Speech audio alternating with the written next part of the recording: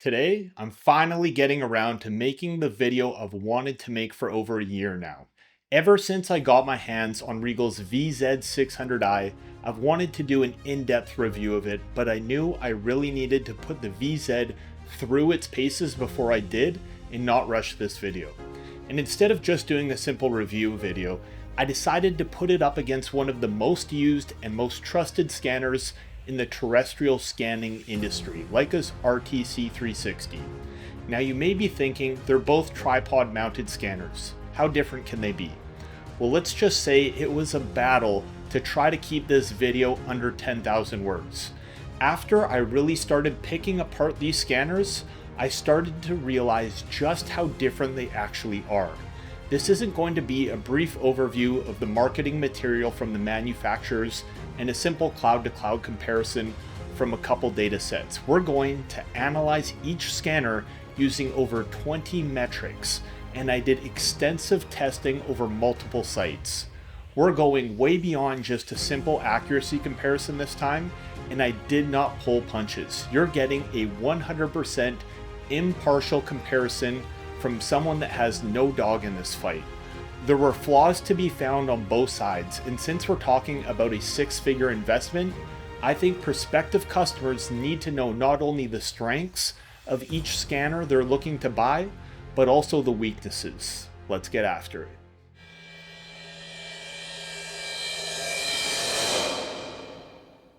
For this video, I scanned 5 different test sites with both scanners to test various situations. One test was in an office setting to see how each instrument handled close quarter scanning by iteratively moving the scanner closer and closer to the objects of interest. I had another test site on the roof of a parking garage where each scanner used the same 9 scan positions to scan distant objects to assess how the precision of the registered point cloud was affected by range.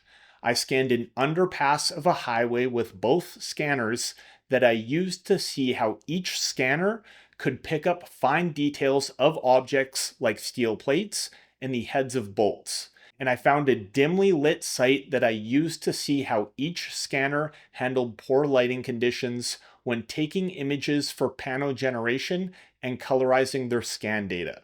And last but definitely not least, I scanned the interior and exterior of a 250,000 square foot, 3-story parking garage for the accuracy comparison. All too often, I see scanner accuracy tests being performed on tiny 1 to 2,000 square foot sites. That size of site is not where these scanners are typically being used. I get it's easier to perform tests on small sites, but I made sure I put the effort in on this one to establish a test on something that is a more realistic representation of how these scanners are actually being used in the industry. I used the one-dimensional method of accuracy determination with over 100 independent surveyed check shots that I used to create over 2,000 unique distance baselines to compare each scanner's processed point cloud to the least squares adjusted survey points that had standard deviations in each axis of under 3 millimeters. If you want to talk about going over the top, take a look at this network plot of the control network used for this test. We're talking about a very high quality survey control network with over 1,200 total station observations made. The effort was put in to create a control network that we can actually trust to make a reliable accuracy comparison. And I want to give a quick shout out to Josh White for his great survey work on this project. He put weeks into the surveying on this site. Before we get into the test results, I want to explore some other factors one may consider when looking for a new scanner beyond the accuracy and precision, aspects you can't get from reading the sales brochure from the manufacturer. Since one of the biggest separating features between these two scanners, and arguably the biggest selling point of the VZ600i, is its speed of data capture, let's start there. First of all, Leica and Riegl both stretch the truth when they quote their scan times. The times they list may be the actual time points are being measured, but what we really care about is how long it takes from the moment we push the start scan button until I can pick the scanner up and move it to the next scan position. You have 3 density settings with the RTC360, and each has a different scan data capture time. Low has a point spacing of 12 millimeters at a distance of 10 meters away, medium is 6 millimeters, and high is 3 millimeters. Without imagery, low has a true data capture time of 61 seconds, medium takes 86 seconds, and high takes 136 seconds. If you want panorama images and a colorized point cloud, you need to add 60 seconds to each of those times. Since the VZ can take imagery simultaneously while it measures points, we'll skip times for non-colorized datasets. At a 14 millimeter density, the VZ can capture a scan start to finish in 27 seconds. 6 millimeters takes 43 seconds, and a 3.5 millimeter density takes 90 seconds. Given that the most common scan workflow for both scanners is a 6 millimeter density with imagery, that means it takes the RTC 3.4 times longer to perform a scan. That is a massive difference in field productivity, considering it usually takes someone about 15 seconds to pick up a scanner and move it to the next scan position. That means a production rate of about 60 scans per hour is possible with the VZ at these settings, compared to the RTC with a production rate of 22 scans per hour. Both scanners can be relatively simple to use. The RTC doesn't really have a lot of settings you can get lost in and screw something up. It's about as simple and easy to use as a scanner can be.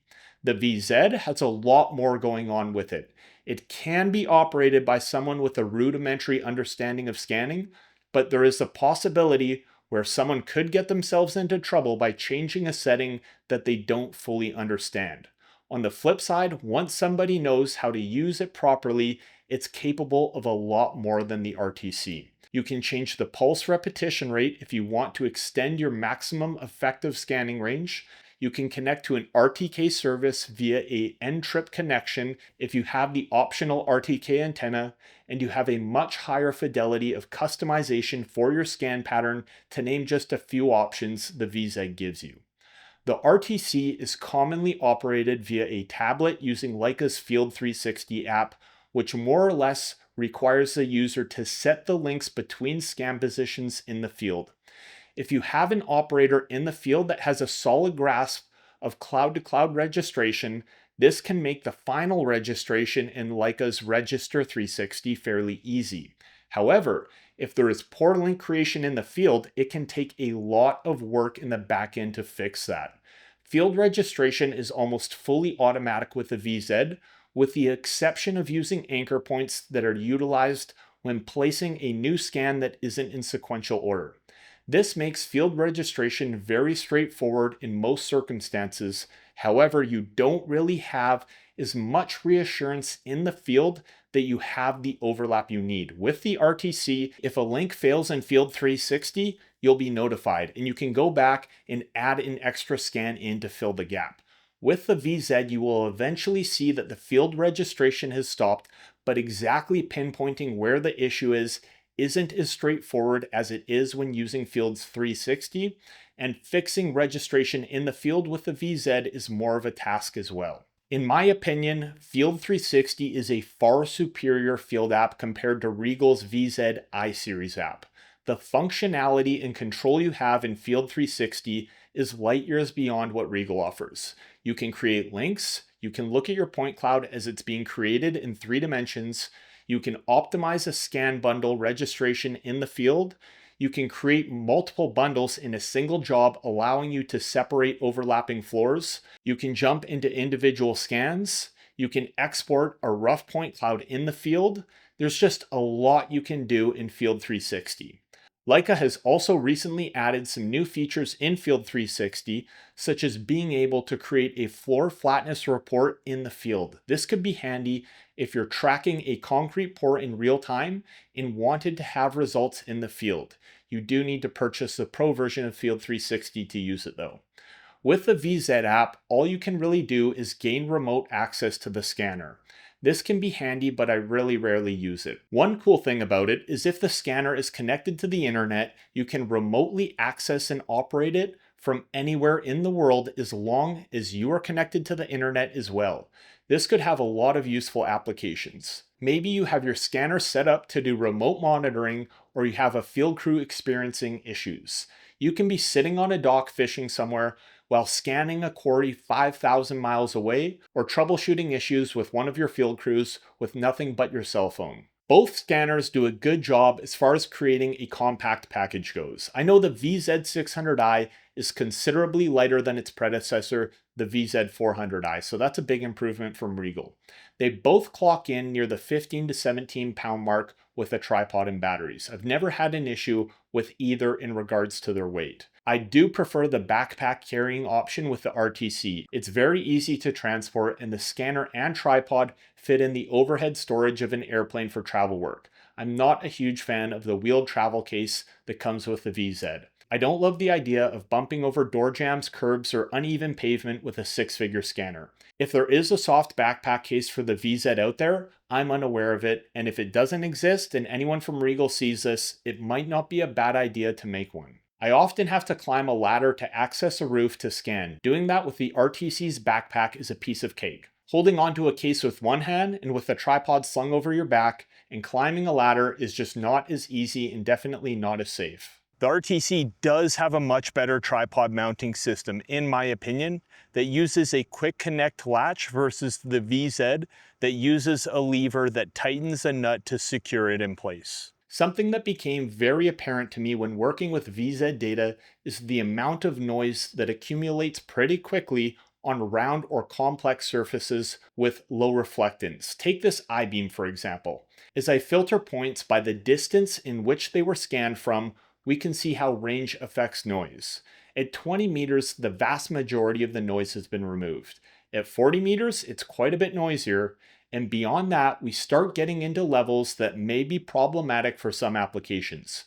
Keep in mind, this VZ data we are looking at has already been filtered as much as it could have been by reflectance values, deviations, and only the first return was used.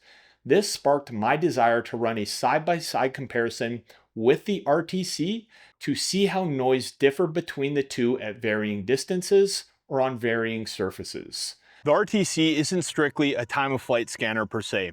While it does use time of flight to measure a distance, which basically measures how long an emitted signal is traveling through the air, and knowing the speed at which it travels, it calculates a distance. But it also enhances that calculation using waveform digitizing technology, where two pulses are modulated to the emitted laser beam that differ in intensity.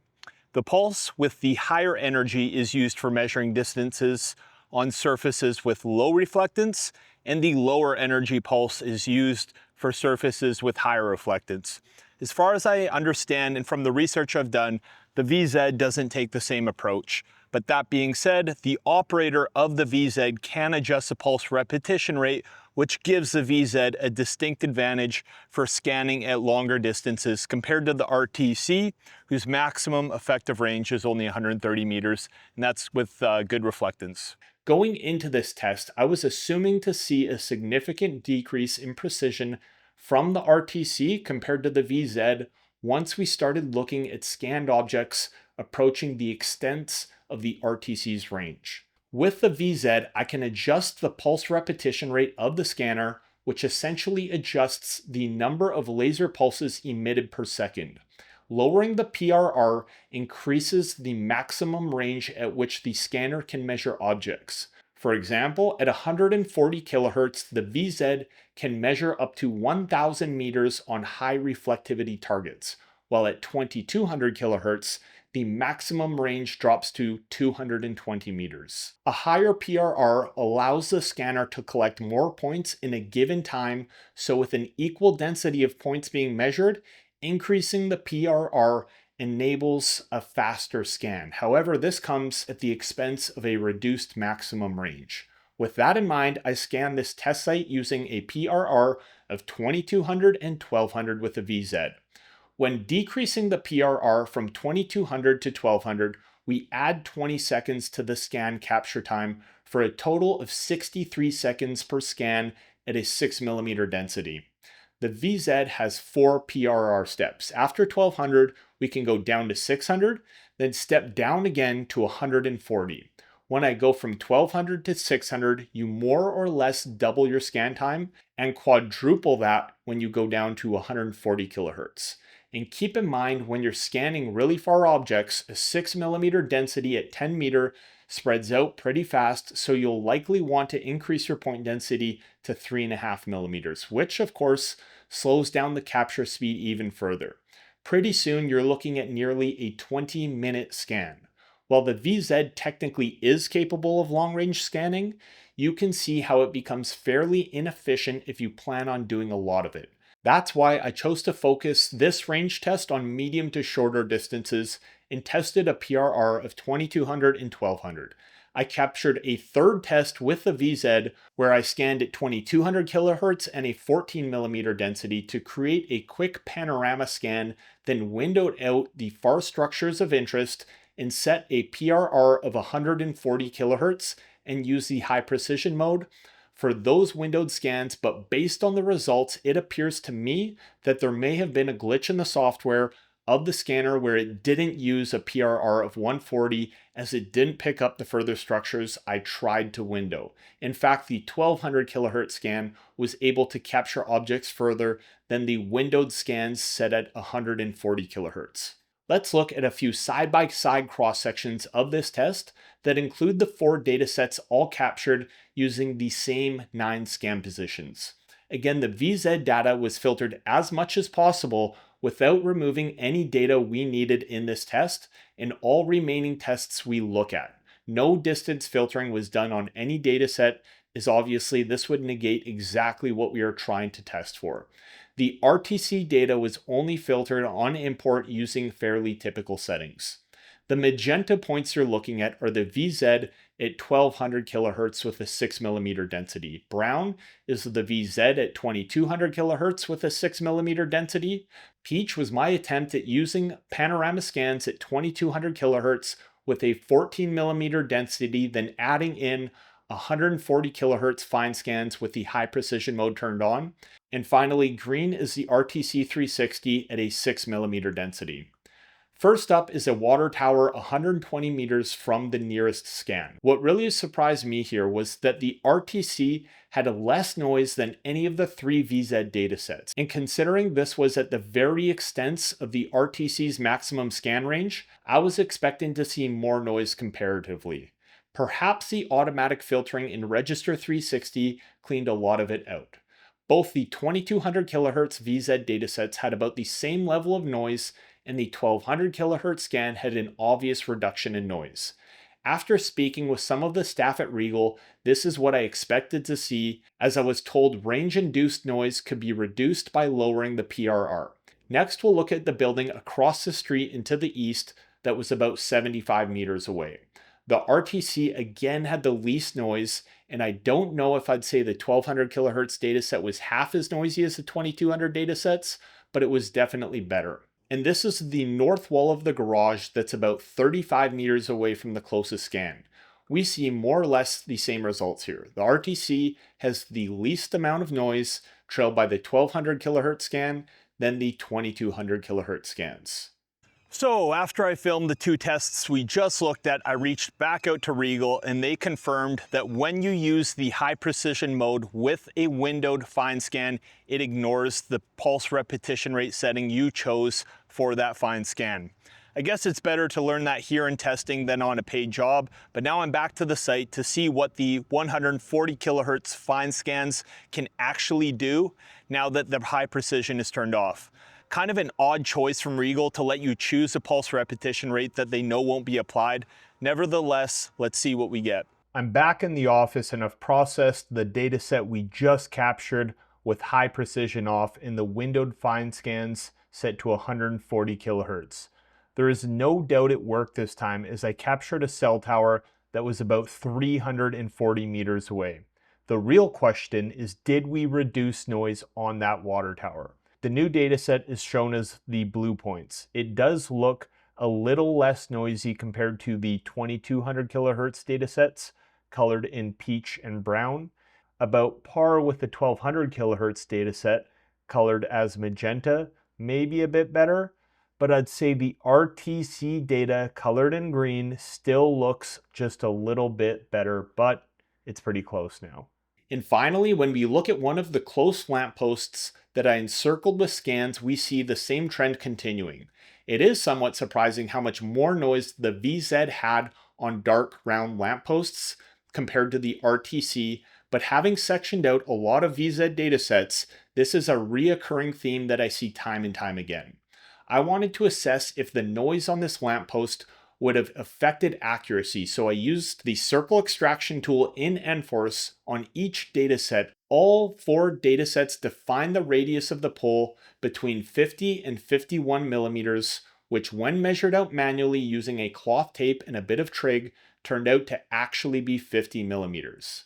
I would think a lot of this noise from the VZ won't really affect accuracy too much as long as you know how to work with that extra noise. Let's jump into the next test site to explore noise a bit more. This was the underpass that I scanned with both instruments. We see the same kind of trend. I used 2200 kilohertz with the VZ, and it just has a bit more noise everywhere we look. The RTC did a slightly better job at defining the small details of the bolt heads that held the 2 girders together as well. I had a job recently where I was using the VZ and had to get into some tight spaces to scan the nooks and crannies of some industrial equipment and ended up with a ton of noise I couldn't remove regardless of how I tried to filter it. Now I know the VZ isn't designed for close quarter scanning, but the minimum effective range is listed at half a meter, which should allow me to scan fairly close to objects. Due to the nature of that job, I had to get within 1 meter of some machinery to scan other parts that were obscured. The issue I found was there was severe noise introduced when doing that. I spoke to Riegl about the issues I saw, and they suggested I try lowering the density and using the high precision mode. So I decided to try both of those tactics on the next test we're about to look at. I set up 7 scan positions in an office setting and iteratively scanned closer and closer to some complex objects with varying albedo values that I wanted to pick up. A couple of Rothbucher mounts, a hard hat, and a Zinn canister. First of all, I'll point out changing the point density with either the RTC or the VZ had no noticeable effect on the noise seen in this test, so that theory goes out the window. The testing scheme had 2 scans at what should have been an effective distance, about 2 meters away. One had a fairly oblique angle to the objects and the other was fairly perpendicular. The oblique scan didn't add as much noise in the RTC dataset. At this point, the data actually looks pretty good.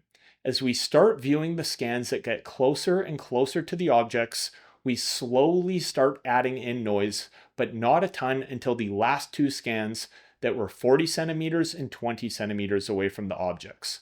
All the way down to half a meter, the RTC did a pretty good job. Next up is the VZ at 2200 kilohertz with the high precision mode turned on. Right off the bat, that oblique scan threw out a ton of overspray. When I just view the scan that's perpendicular and furthest away from the objects, it's really not too bad. But as I start adding scans in, it gets worse and worse, and even before we get to half a meter, the noise far exceeds that of what was seen from the RTC. Once all scans are in, it's a bit of a mess. And keep in mind, when scanning with the high precision mode with the VZ, the scan time jumps up from 43 seconds to 176 seconds. Almost a 4x increase in capture time, and we're now slower than the RTC. When we look at the standard precision mode of the VZ, we see a similar trend but intensified. After about a meter away, it gets really bad really fast. If you're scanning with the VZ, you really need to be cognizant of this and make sure you don't get too close to anything if having an abundance of noise in your data will affect your use case of your point cloud unless you think you can heavily filter your scans and retain all the information you need. And finally, we'll look at another dataset that is the parking garage scan we'll explore further in just a moment to assess accuracy. Yet again, we see the same thing. The RTC has less noise time and time again. 4 completely different sites, some with control, some without, same results. Beam divergence has a direct impact on the size of small intricate features that can be captured from a scanner. As the laser is emitted from the scanner, its footprint starts out small, but spreads out the further away it travels. A smaller footprint allows for a higher spatial resolution and more precise measurements, especially on non-uniform surfaces that are further away. The VZ quotes a 1 over e squared beam divergence value of 0.35 millirad, or in terms easier to understand, the footprint would have a radius of 35 millimeters at 100 meters away, whereas the RTC quotes a 0.5 millirad, or a footprint with a radius of 50 millimeters at 100 meters away. While the VZ should be more capable of defining small features at a distance on paper, if we only look at beam divergence, the testing done in the underpass test on bolt heads tells a different story. That being said, it was just one test. While both scanners are splash resistant and can be used in light rain, the VZ is dust tight, whereas the RTC is not. The filtering options in RiScan also offer more flexibility when it comes to targeting noise from rain droplets, and as such, I would feel more comfortable using the VZ in light rain if I had to, compared to the RTC. The RTC uses black and white checkerboard targets to define control point positions. The VZ typically uses retroreflective targets, but you do have the option of using a specific pattern of black and white targets within RiScan as well. When using black or white targets, you should be fairly close and perpendicular to the target when you scan it in, as there is a direct correlation between how accurately the center of target can be digitized and these two variables. Retroreflective targets can be scanned significantly further away and still retain similar accuracy of defining the center of target compared to using black and white targets, especially considering you must do an additional fine scan on each of your targets with the VZ. That being the case, if you're using a lot of targets, these additional fine scans will slow things down quite a bit. The VZ generally produces raw data that is larger than the RTC's raw data, given all other parameters being the same. This probably has to do with higher quality imagery, more pictures being taken, or the fact that each point scanned by the VZ contains more metadata. On the rooftop test we just looked at, the raw data for the first scan position for the VZ was about 480 megabytes, versus the RTC's raw scan position at 390 megabytes. However, after processing and exporting the E57, the VZ's undecimated E57 for that setup with imagery was only 235 megabytes versus the RTC's at 395. Just keep in mind, since there were no points captured above us in that test, you'll probably see much larger file sizes when scanning indoors. And one other factor to consider is that with RiScan, as of right now, you cannot subsample or decimate your scans and retain panorama imagery integration. Given that, it's not uncommon to have datasets with each scan being over 750 megabytes. If you do a job with, say, 500 scans and you want to export the panos with your point cloud, you might be looking at an over 300 gigabyte data set. Whereas with Register 360, you can subsample your scans and retain a structured point cloud with imagery. Since we're talking about file size, one thing I really do like about the VZ is that you get a terabyte of internal storage built in. So if you forgot your memory card in your processing computer or fill it up over the course of a scan job, you can still work off that internal hard drive. They also use a readily available CF Express card as the removable storage device. On the flip side, what I really dislike about the RTC is that you need to use their special MS256 memory card that costs over $1,600 for 256 gigabytes. That's just ridiculous considering you can get a 256 gigabyte SanDisk USB 3.0 memory card for 20 bucks.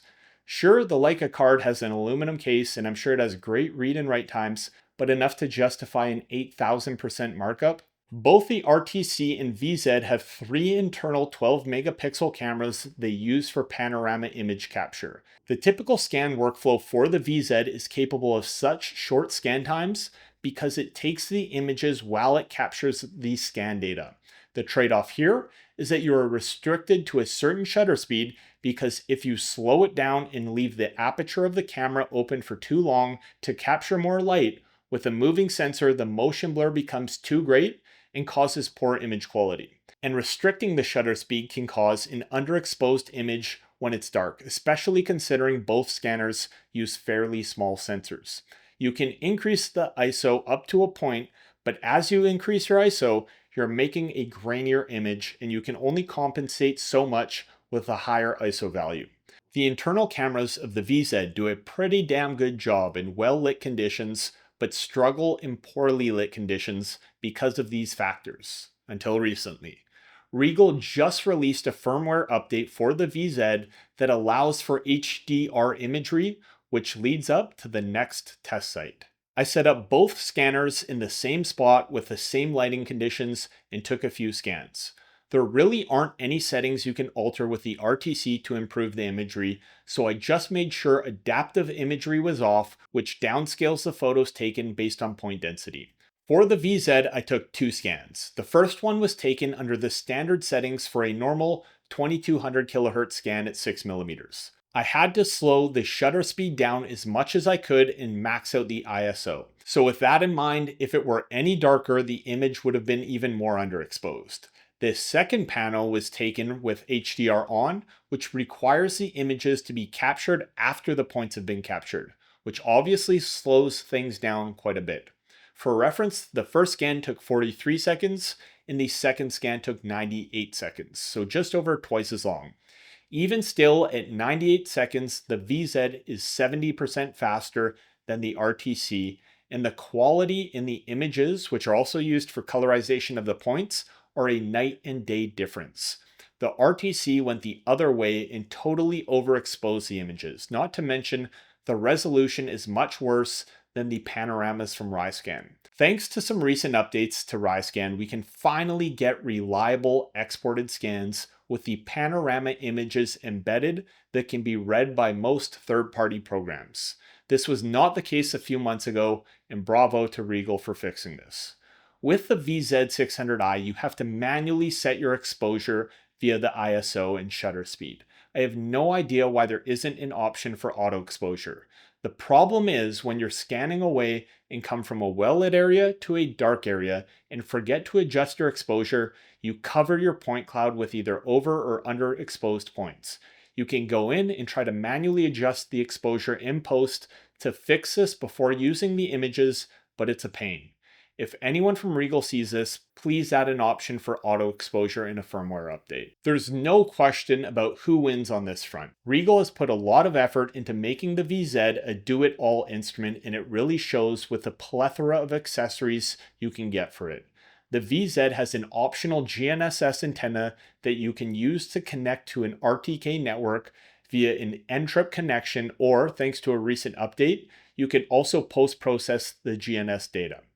If you're scanning outdoors and need to be geo-referenced plus or minus a few centimeters and have good enough scan geometry to be able to do a block adjustment without control, this can be a real time saver by removing the need to set and scan control. The VZ also has the option to mount a Sony A7 camera on top of the scanner.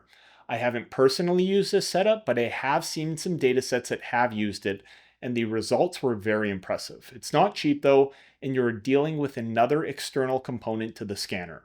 It's probably something you won't need for every job, but if high quality panorama images and accurate RGB values are important to your project, then it certainly is nice to have the option of this add-on.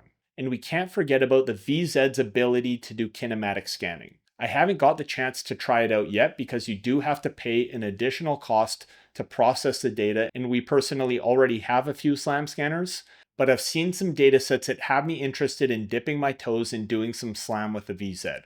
And the RTC, there really isn't any accessories you can add to it. One benefit of the RTC is by not having accessories that mount to the top of it, is that it retains overhead scanning, whereas with the VZ, it has a 50-degree cone of occlusion where it cannot scan anything. This can cause some issues if you're scanning inside, especially with lower roofs, but typically it's not that big of a deal. For example, when I was using the RTC on this job in the floor below, I was able to capture more of the spaces in between the concrete girders, whereas with the VZ, I had to increase my density a bit to make sure I was able to capture that area. The RTC has been around for almost a decade and it has a broad user base. As such, There is a wealth of community knowledge when it comes to scanning with the RTC and processing data in Register 360. The VZ is just over a year old and has a much smaller user base right now. If you search the RTC360 on YouTube, you will get a lot of really great tutorials and walkthroughs.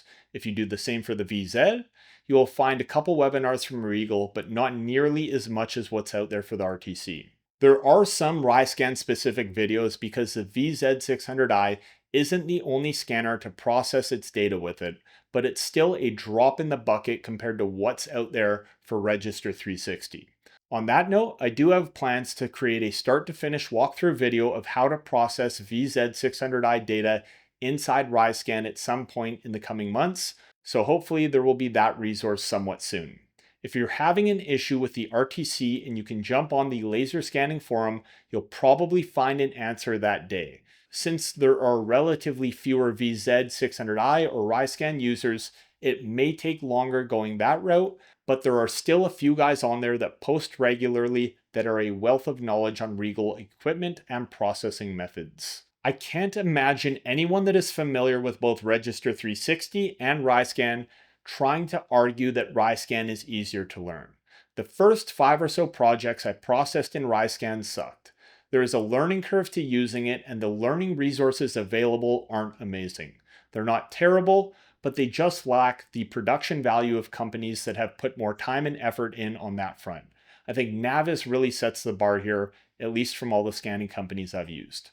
Register 360 is extremely simple to use. You can watch an hour worth of videos on YouTube, and if you come from a geospatial background with some scanning experience, you'll have your bases covered and be able to kick out some decent data. Not to say you'll know all the little tips and tricks right away, but you'll be on your way. Riegl doesn't have that user base yet for the VZ600i, and while they do have quite a few in-house tutorial videos using RISCAN, for some reason they put them behind a paywall on their website. That choice doesn't really make a ton of sense to me. It can be a pain to have to navigate to their website, log in, and search through a bunch of different pages to find what you're looking for. Why not make them available on YouTube where they can be searched for easily by anyone? I'm probably missing something, but I don't see a downside to having potential customers learning RISCAN while trying to make the choice if they like the processing software or not. And those videos are just okay. Compare the production value and especially the clarity of explanations to some of the videos on YouTube for the RTC or Register 360, and there's a pretty big difference. While RISCAN does have a steep learning curve, once you learn how to use it, you can start to appreciate some of the things it does well. At the top of the list is how quickly you can process scan data inside of it. I'm not talking about actual processing time per se, because I don't really care too much if my computer is working away while I'm sleeping or working on something else, but my input time or time on screen is a much more valuable metric to me. Once you're comfortable with it, the time on screen is shockingly minimal to process a decent data set. I scanned 2 sites with the VZ last week. One was about 90 scans and the other was just under 200, both on control. And I think I spent maybe 60 minutes of screen time on each for processing start to finish, probably less. But I'll caveat those with the fact they weren't overly complicated. But if someone told me it took them 15 to 20 minutes of screen time to process a simple 100 scan site, I would not be surprised at all by that. And if they aren't on control, shoot, the test data sets I made for this video for the range testing took me maybe 5 minutes of clicking. If actual processing time is important to you as well, I just so happened to process the above mentioned data set on one computer while at the same time I was processing the corresponding RTC dataset on another. The RISCAN project finished processing first after starting second. Register 360 can be a bit more of a manual process and does tend to take more input time, especially if you have an inexperienced field operator that didn't link the scans correctly in the field or assign scan target numbers. If you have a big project in Register 360 and have to manually go in and check or fix links to find an issue or find and assign targets, you could be in for a long day.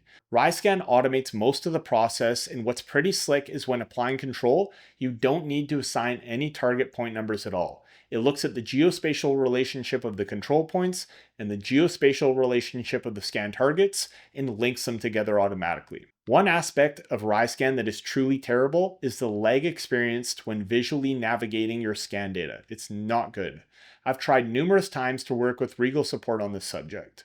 We've looked at the computer settings and optimized them as best we could, and regardless of which one of my 3 processing computers I'm using, and believe me, I've tried all 3 and these are not entry-level computers by any means, it's the same results every time when trying to visualize more than a couple hundred of scans.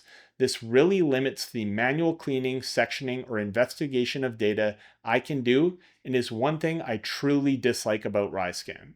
If you're working with, say, 40 scans at a time or a decimated point cloud, it's fine. But try bringing in a couple hundred scans and things come to a screeching halt. Compare that to, say, a 500 scan project in Register 360 and the lag is almost non-existent. Or if I bring those same scans out of RiScan and put them into Enforce, I'm back to 0 lag. So there's probably a way this can be fixed. RiScan offers a great deal more configurability compared to Register 360. I've never personally used Cyclone Core to process RTC data, but from what I've heard, it's much closer to RiScan in this respect. That being said, Leica is phasing out Cyclone Core this year, from my understanding. The filtering and visualization options in RiScan, except for the lag time I just talked about, are phenomenal, especially considering the metadata embedded into each point of your scan data. In this respect, it blows Register 360 out of the water. Although I do prefer the finding moved objects algorithm in Register 360, but for some reason Leica decided not to include an SOR filter in Register 360, whereas RiScan actually has a really good one. One thing to keep in mind with RiScan is that it can be buggy. Sometimes a task will fail, and if you close RiScan down, open it up, and rerun the same task with the same settings, it will work. And sometimes when you expect it to export data, it doesn't work like it should. There are a number of examples of where I've had issues with RiScan, some of which I have found workarounds for. A lot have been fixed with recent updates, but sometimes you just have to accept it's not going to work perfectly all the time. Register 360 has been very reliable. It does crash sometimes, but what software package doesn't? RiScan has a one-time fee and the license isn't locked to a specific computer, which means I can process multiple jobs simultaneously and I don't need to deal with a license manager and checking in and out a license when I'm switching computers. Like I've said before on previous videos, I love this about RiScan. Please don't ever change it. There is a yearly maintenance fee, but it's optional and it basically gives you access to updates in the software. I think that's a 100% fair way to approach things, especially given the fact that Riegl does quite a few updates with RiScan fairly often with fixes and new features. Register 360 is a yearly subscription and it's not cheap by any stretch of the imagination, and it can only be used on one computer at a time. You can check the license in and out to switch computers, but it's a pain and you can't process multiple jobs on multiple computers simultaneously, which means if you have a few scanners, you'll probably need multiple licenses. I really dislike Leica's business model in this respect. After you pay $90,000 for a scanner, you're still stuck paying $5,000 a year just to use it, per license, and that's not an optional maintenance fee. The RTC, being an older scanner now, is starting to see a price reduction, and you can now purchase a new RTC for under $90,000. And I believe the VZ is in the $120K range, but you'll have to reach out to Riegl for an exact number. When it comes to the reliability of the VZ600i, I have not had a great experience. We had to send ours back to Austria for repairs after only a handful of jobs. From day one, it was unreliable for us in a variety of ways. It failed scans, failed field registration, scan data wouldn't save. When it did save, we had corrupted data. It was just a nightmare. That being said, since we got it back, it has been almost perfect. I had 2 minor glitches, but restarting the instrument fixed those. I don't know why it was so problematic at first and can't say if what we saw is a common theme for VZ600Is. From everyone I've spoken to that runs a Riegl scanner, our experience was unique. So chances are it wasn't an issue with all VZs, but it was just the one we had. And who knows, maybe it was mistreated on our end. Like I said, I can't be certain, and this was just my experience with it. Our RTCs have been extremely reliable for the most part, but it just so happens we had one break down during the filming for this video for the first time in years, so we'll see what Leica has to say about that one after it goes in for repair. Riegl's customer support has been pretty good. Don't expect an answer that day when you reach out, although sometimes you will get it, but I don't think I've ever waited more than 2 to 3 days for a reply. The crew over there has been quite helpful, and even though they had to deal with me being a pain in their ass during the first 6 months of issues, they were always there doing the best they could. Like a technical support can be hit or miss. It really depends on whether you find a good contact over there or not. Sometimes you'll get someone extremely knowledgeable and attentive. Other times you could be waiting around for a while on a reply. In more than one case, we've got a reply literally more than a month later to issues that we were having. Time to talk about accuracy, everyone's favorite subject. To test accuracy of these two scanners, I scanned a 250,000 square foot, 3-story parking garage. Both scanners datasets were aligned to the exact same extremely accurate control network with point standard deviations of around 3 millimeters. And like I said before, I had well over 100 independent check shots placed throughout the structure inside and out.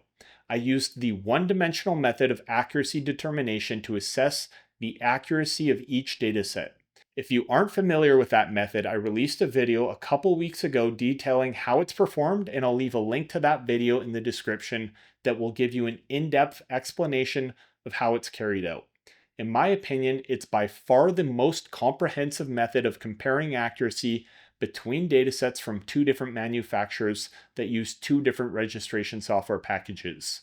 After comparing several thousand baselines extracted from the point cloud to the same several thousand baselines defined by a least squares adjusted total station network, the results were essentially the same. Horizontally, there really wasn't a statistically significant difference. The VZ was sitting at standard deviations of between 2 and 3 millimeters in the northing and easting and vertical axis. The RTC was the same horizontally and slightly worse vertically, but only by 1 millimeter. The maximum deviations seen were all around 12 millimeters or less. I went and double checked those maximum deviations, and there really wasn't anything that stuck out about where those less accurate points were. It wasn't as if the same check shots were being flagged between datasets. They both had their own unique problem areas where the scan data was just a little bit worse. Based on this one test site, I would feel comfortable saying both scanners are about equal in terms of accuracy in this kind of scan scenario. Now, things might change if we were scanning out in the open, as the registration algorithms each manufacturer uses are quite a bit different to each other. So the $100,000 question, which scanner should you buy? Each scanner has its pros and cons. If you want to do medium to close range scanning and want a simple, easy to use scanner and are okay with slower capture time, the RTC might be a better option for you. But if you want to be able to do some longer range scanning at times, and panorama image quality and capture speed is more important to you, the VZ might be the better scanner for you. Especially if you don't mind putting in the effort to learning the nuances of the scanner and RiScan. The VZ is really a jack of all trades, and with the optional accessories you can get one scanner that can do a hell of a lot. But you can hand the RTC to someone that's relatively new to scanning, and they'll probably be able to figure out from free online resources on just how to use it. Either way, these are two awesome scanners, and you can't really go wrong with either. This isn't the same kind of decision as the comparison video I made with Navis's MLX and Leica's BLK to go. That's an easy choice. Do not pay $50,000 for the BLK to go, ever. If it was me and I was starting a scanning business and needed one scanner to do it all, I would probably get the VZ. If I was buying a scanner to put in the hands of some crews that just needed something easy to scan with and easy to process, or close range, high detail scanning was important, I might lean towards the RTC. I did my best to get all the facts right in this review, but there is a lot going on with these two scanners. If any of you scan heads out there noticed I missed the mark on something I said, please write it below in the comments. I get things wrong all the time, and I would much rather have someone point out any detail I may have screwed up rather than me spreading erroneous information. Well, that wraps up another one. This was just the start of a series of videos I'm doing on reviewing and comparing scanners. Next, we'll take a break from terrestrial laser scanners and see what's going on in the world of SLAM.